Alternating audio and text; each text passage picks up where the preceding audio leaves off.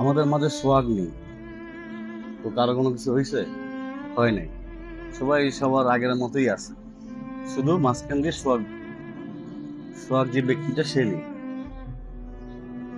এতগুলা লোকজন তাকে উঠায় নিয়ে গেল, এতগুলা লোকজন তাকে মারলো। সবাই তাকায় তাকায় দেখলো, কিন্তু কেউ কিছু বলার বা কেউ কিছু করার নাই।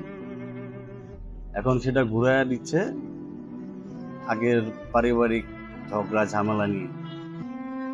তো আমরা এতটুকুই বুঝতে পারতেছি, সেটা হলো মানুষকে এইভাবে মানুষ মারে না।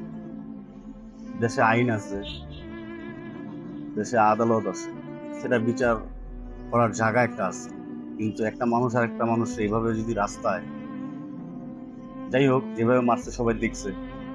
তো আমার দাবি এতটুকুই যে এর চূড়ান্ত বিচার আমরা চাই। ভালো থাকবে।